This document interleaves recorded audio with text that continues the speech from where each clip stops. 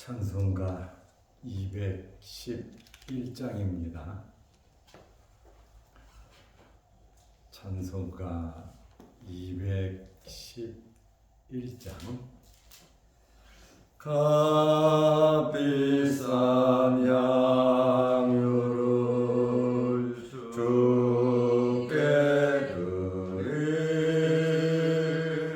막달라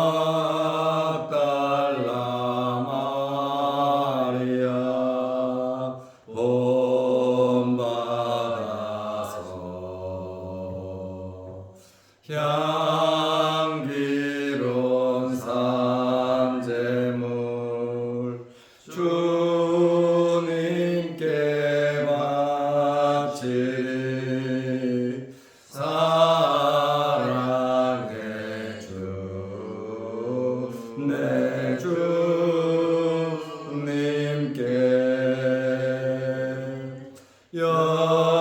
연약한 자에게 힘을 주고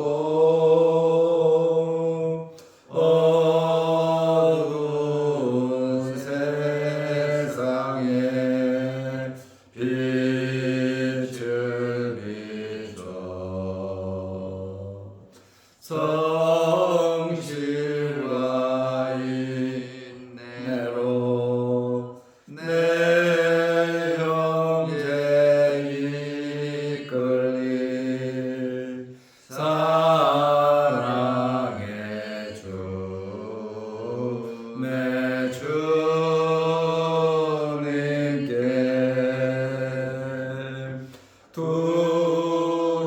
두려운 마음에 소망 주고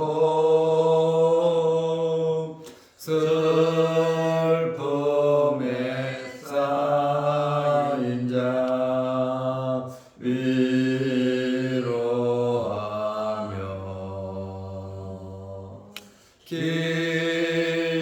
기른 자들을 친절히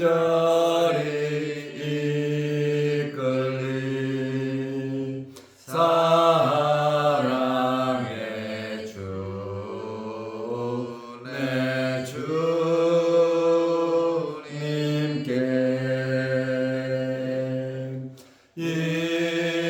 인생의 황홀이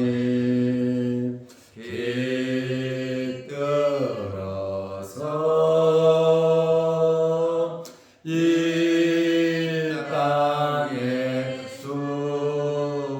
수고가 끝날 때에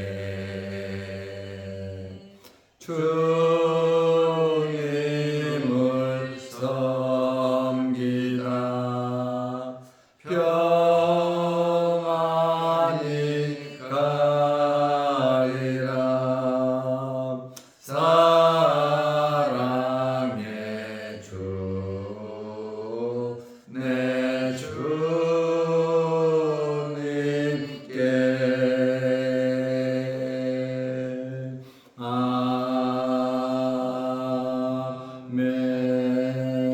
아멘. 사도신경으로 우리의 신앙을 고백하겠습니다.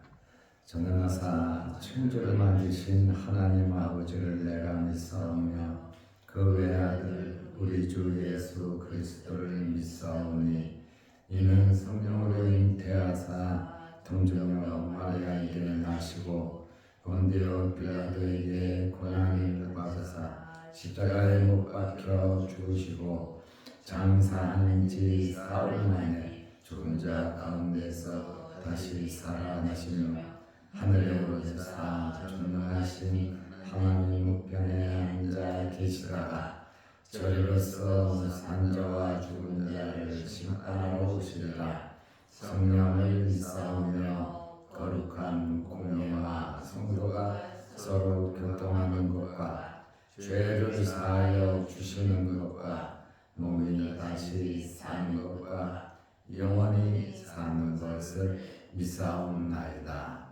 아멘. 하나님의 말씀 요한복음 12장 1절에서 3절 말씀까지 보겠습니다.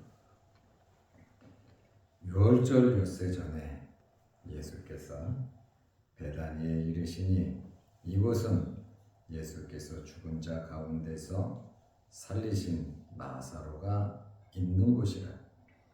거기서 예수를 위하여 잔치할세 마르다는 일을 하고 나사로는 예수와 함께 앉은 자 중에 있더라. 마리아는 지극히 비싼 향유 곧 순전한 나드 한 근을 가져다가 예수의 발에 붓고 자기 머리털로 그의 발을 닦으니 향유 냄새가 집에 가득하더라. 아멘. 3절 말씀까지 보았습니다. 오늘은 2024년 10월 12일입니다. 제가 목사 안수를 받은 지 37년 되는 날이 오늘입니다. 지나간 이렇게 세월들을 돌이켜보면 한마디로 하나님의 은혜였다. 그 말씀밖에 드릴 것 없고 한마디 더 하라면 감사하다라는 말밖에 드릴 것이 없습니다. 남은 기간에도 하나님의 말씀을 잘 전할 수 있도록 또 교인들을 잘 돌볼 수 있도록 여러분들이 기도 많이 해주시고 또 협조해 주시기를 바랍니다. 예수님께서 공회에서 자신을 잡으려는 것을 알고 계셨습니다. 피하여 다니시다가 이젠 때가 가까워지니까 유대 베다니로 가셨습니다. 베다니는 예루살렘에서 한 3km 정도 떨어진 곳이라 굉장히 예루살렘과 가까운 곳입니다. 예수님께서는 하나님의 뜻을 이루시고 이 땅에 오신 목적을 이루시기 위해서 십자가를 바라보면서 한 걸음 한 걸음 나아가시는 모습을 발견하게 됩니다. 이제 공생애를 서서히 마감하시려는 예수님의 그 마음을 엿볼 수가 있습니다. 예수님께서 베다니에 가신 것은 이제 예루살렘에 나귀 타고 입성하기 위한 준비 과정인 것을 우리는 알 수 있습니다. 예수님은 십자가의 죽음을 앞에 놓고 휴식도 하셨고 또 기도하시고 피해 다니면서 안정하시면서 이제 십자가를 준비하셨습니다. 오늘 요한복음 12장 1절 말씀해 보면 유월절 엿새 전에 마지막 유월절 예수님께서 십자가에 달려 돌아가실 때가 된 이제 한 줄을 남겨놓고 예수께서 베다니에 이르시니 이곳은 예수께서 죽은 자 가운데서 살리신 나사로가 있는 곳이라. 마리아, 마르다, 또 나사로 3남매가 살고 있는 그러한 베다니입니다. 예수님께서 유월절 엿새 전에 베다니에 가셨습니다. 그러면 이날은 니산월 8일 금요일에 해당되는 날입니다. 유월절은 언제부터 시작됩니까? 유월절은 니산월 14일 오후부터 유월절이 시작됩니다. 14일에 어린 양을 잡는 날이거든요. 유월절이 시작하면 해가 떨어지면 어린 양을 잡습니다. 그때에 예수님께서는 제자들과 만찬을 하셨습니다. 그리고 그 다음날 15일에는 십자가에 못 박혀 돌아가셨습니다. 그리고 니산월 16일에는 예수님께서 부활하시기 위해서 무덤에 계셨습니다. 이렇게 엿새 전이라 하니까 이제 예수님께서 십자가를 지셔야 하는 일주일 정도 남았다. 그러시면서도 십자가를 지시기 위해서 자기를 잡아 죽이려고 하는 유대인들, 종교 지도자들, 공회원들이 있는 곳으로 가셨단 말입니다. 자기 발로 걸어서 가셨습니다. 오늘 우리도 이 땅에 살아가면서 우리에게 주어진 직분, 맡은 사명, 또 하나님께서 기뻐하시는 일이라면 십자가를 지고 남은 생에 한 걸음 한 걸음 저 천국 바라보며 살아가시기를 바랍니다. 내가 생각할 때 좋은 것만 취하지 말고 하나님께서 기뻐하시는 일, 사나 죽으나 먹으나 마시나 우리는 주님의 것으로서 살아가야 하는 것입니다. 바로 이 베다니에 나사로가 있는 곳이라. 예수께서 죽은 자 가운데서 살리신 나사로라 이렇게 말을 하고 있습니다. 이제 이 베다니에서 예수님을 모르는 사람들이 있겠습니까? 나사로를 살리셨는데요. 그리고 베다니에는 자주 가셨습니다. 예수님을 위해서 베다니에서 큰 잔치가 이제 벌어졌습니다. 요한복음 12장 2절에 거기서 예수를 위하여 잔치할세 주빈이 예수님입니다. 이제 일주일 있으면 돌아가셔야 하는데 예수님을 위해서 잔치를 했습니다. 마르다는 일을 하고 나사로는 예수와 함께 앉은 자 중에 있더라. 자, 여기 마르다가 나오고 나사로가 나오고 또 조금 있으면 3절에 마리아가 나옵니다. 이렇게 이 삼남매는 예수님과 참 좋은 관계, 특별한 관계를 맺었죠. 그런데 여러분, 그냥 관계가 맺어지겠습니까? 처음 만남부터 정말 주님을 사랑하고 주님께 헌신하고 또 주님의 마음에 들도록 이들이 정성껏 헌신을 하고 섬기고 봉사했기에 말씀도 잘 듣고 예수님을 영접하고 그러니 관계가 좋아질 수밖에 없지 않겠습니까? 왜 나만 미워하고 왜 나는 시키지 않고 왜 나는 빼고 왜 나한테는 함부로 하는가 이렇게 생각할 것이 아니라 내가 부족했구나, 내가 더 열심히 헌신하고 또 노력하지 못했구나, 그리고 내가 편안하게 하지 못했구나, 그렇게 생각을 해야지. 왜 당신은 나를 미워하고 나만 이렇게 왕따를 시키고 왜 나는 시키지 않고 나를 빼냐? 부담스러우니까 그렇죠. 우리가 정말 편안한 사람들이 되시기를 바랍니다. 어렵고 힘들면 먼저 생각나는 사람이 되어야 되지 않겠습니까?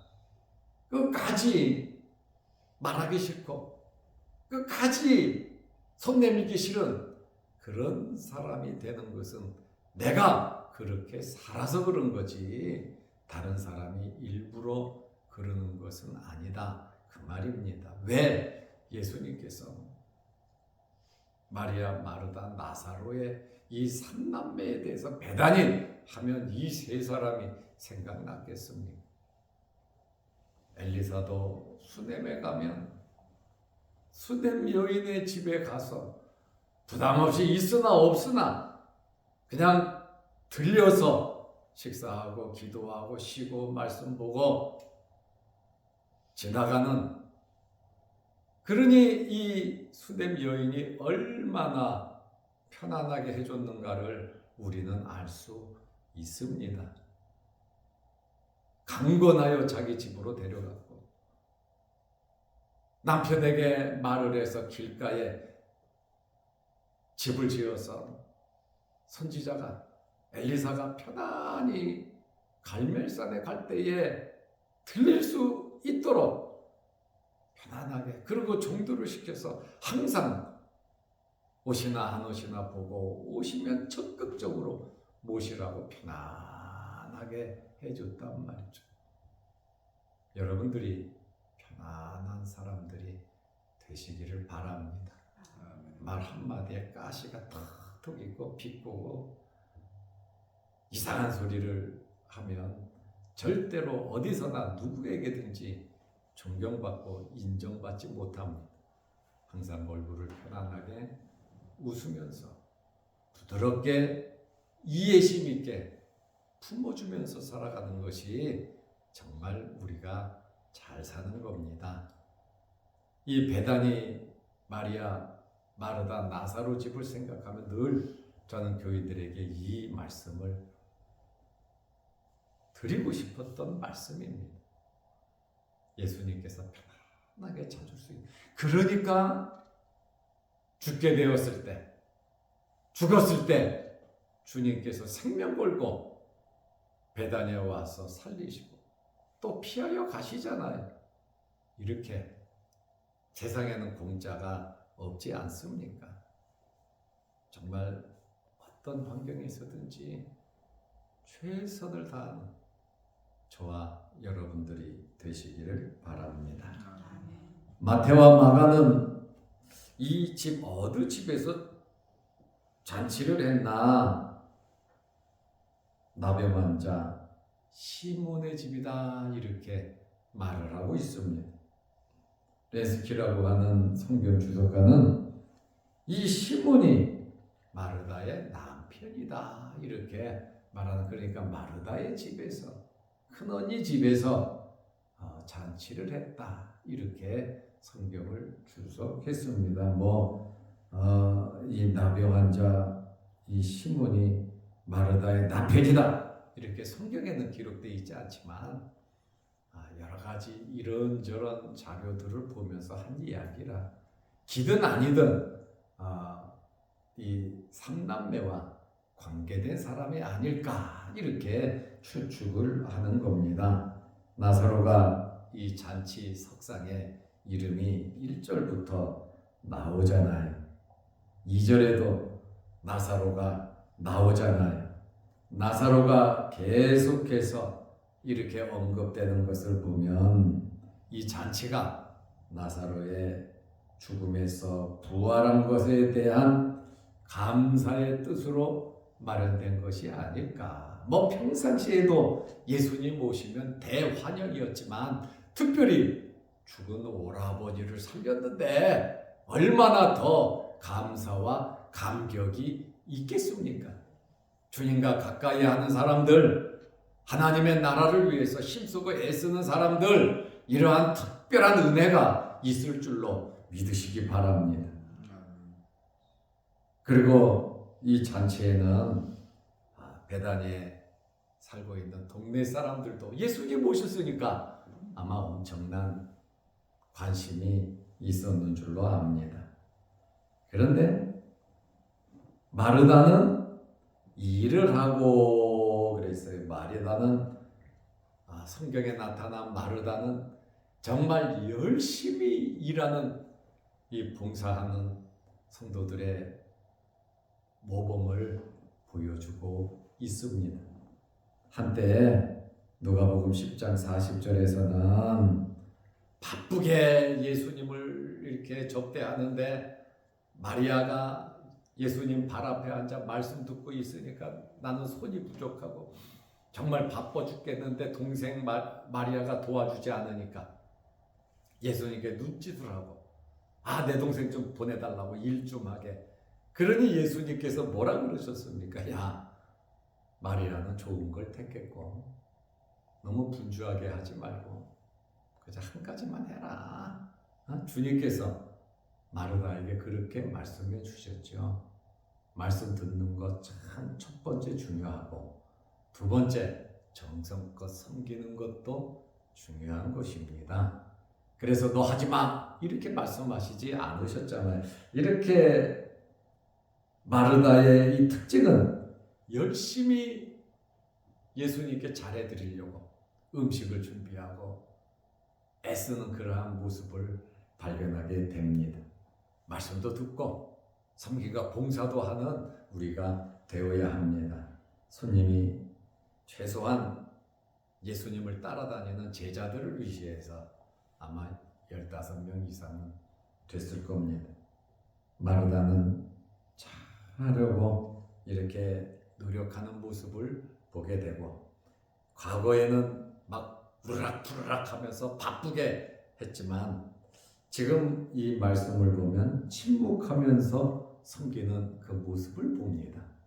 그러니까 그 어간에 마르다가 많이 성숙했다라는 것을 우리는 알 수 있습니다. 모를 때는 내 마음대로 막 이리저리 날뛰지만 그러나 깨달았을 때는 예의를 갖추면서 어떤 것이 우선순위인 것을 알고 이렇게 섬긴다고 하는 그러한 말씀입니다.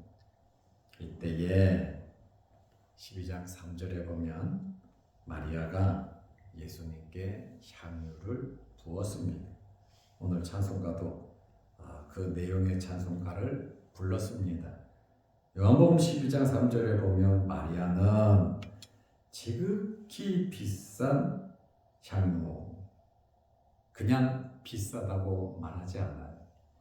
굉장히 지극히 비싼 향유. 그게 뭐냐? 곧 순전한 나드 한 근을 가져다가 예수의 발에 붓고 자기 머리털로 그의 발을 닦으니 향유 냄새가 집에 가득하더라. 향유를 부은 사건이 누가복음 7장 37절에 또 있습니다. 이 사람은 죄인인 마리아가 주님께 부은 것이고 오늘 말씀에 발에 부은 이 마리아는 나사로의 누이 마리아라 말입니다. 똑같이 향유를 부었지만 동명이인이다. 따로 봐야 합니다. 이 사람은 나사로의 누이 마리아입니다. 평상시에도 말씀 듣고 많은 은혜를 받았습니다. 특별히 자기 오라버니를 또 살려주셨으니 아마 남다르게 마리아, 마르다 감사하는 마음이 차고 넘쳤을 겁니다. 그러니 자기가 가지고 있는 것에서 최고로 귀한 것 주님께 드리고 싶었습니다. 이것이 하나님께서 받으시는 귀한 마음입니다. 양이 중요한 게 아니고 여러분 마음입니다. 순전한 마음을 하나님께서는 기뻐하시고 받으신다는 말씀입니다. 이 순전한 나드 한 것은 식물성 향유에 식물로 만든 거예요. 수입품입니다. 원산지는 동방입니다. 그래서 많은 사람들이 이 향유를 사서 투자를 하고 돈을 벌었습니다. 유대 국내로 조달하기가 굉장히 어려웠고 또 이 향유는 차지하는 공간이 적었기 때문에 보관이 용이했습니다. 그렇다 보니 금과 같이 가격이 내려갈 일이 없는 제품이었어요. 현재의 이 중량으로는 340g 정도 됩니다. 가격은 300데나리온 1년치 노동자 임금에 해당하면 아마 한 수천만 원 정도 아마 되는 비싼 향유입니다. 이 나두 향유를 어떻게 어디에 사용을 했냐면 히브리인들이나 유대인이나 로마인이나 시신에 발랐습니다. 마지막으로 시신에 발라서 악취를 방지하고, 그래서 초상이 나면 향을 피웠잖아요. 그 시신 냄새 그거 막으려고 향을 피우거든요. 물론 타 종교의 종교적인 의미가 있습니다. 그래서 이 장례 문화가 발전되지 않았을 때는, 가정집에서 장례 치를 때는 이 향을 피웠어요. 왜냐하면 그 시신 냄새가 났거든요. 그것을 제거하기 위해서 향을 피웠지, 그 향 따라 천국에 간다는 그런 의미로 피우진 않아요. 지금은 우리 기독교 장례에서 촛불도 켜지 않고 향도 피우지 않습니다. 왜냐하면 시신이 다른 데 가 있는데, 다 촛불을 켜고 향을 하는 것은 다 타종교의 의미가 있는 행위입니다. 우리 기독교에는 그렇게 하지 않습니다. 또 엄격하게 하는 데는 사진도 걸어놓지 못하게 하는 데도 있습니다. 그렇기 때문에 이 장례식은 우리가 은혜롭게 우리가 치루어야 하는 거지요. 그리고 나도 이 향유는 귀한 손님이 오면 머리에 발라서 최고의 예의를 갖추었습니다. 마리아는 이 귀한 향유, 아마 자기가 재산으로 하면 넘버1이 아마 향유였을 겁니다. 이것을 예수님의 발에 붓고 자기 머리털로 닦았습니다. 유대 잔치 풍습으로 보면 잔치할 때 주빈이라고 그러죠. 머리에 기름 붓는 것으로 잔치가 아주 최고 절정에 이릅니다. 발에다 붓는다? 이것은 지극히 드문 일입니다.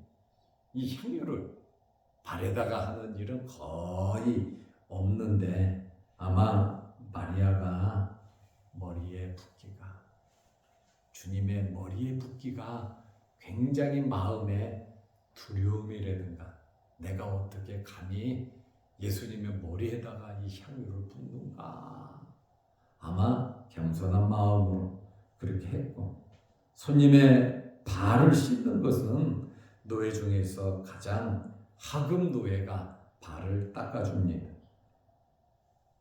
우리가 납득하기 어려운 것은 향유를 발에 붓고 자기 머리털로 닦아주었다. 여자는 자기 머리를 꾸미고 머리를 생명같이 여기지 않습니까? 그런데 자기 머리털로 예수님의 발을 닦았다. 향유를 붓고 닦았다. 정말 쉬운 일은 아닌 줄로 압니다. 마리아는 자기에게 있어서 제일 귀한 것을 드렸고, 또 말씀을 전하시고, 또 자기 집을 찾으시고, 또 오라버니를 살리신 주님에 대한 감사의 마음도 있었습니다. 머리털로 예수님의 발을 닦음으로 나는 예수님의 제자입니다. 나는 예수님을 믿습니다. 나는 끝까지 예수님을 따르겠습니다 하는 존경과 섬김과 순종의 표시로 헌신을 했는 줄로 압니다.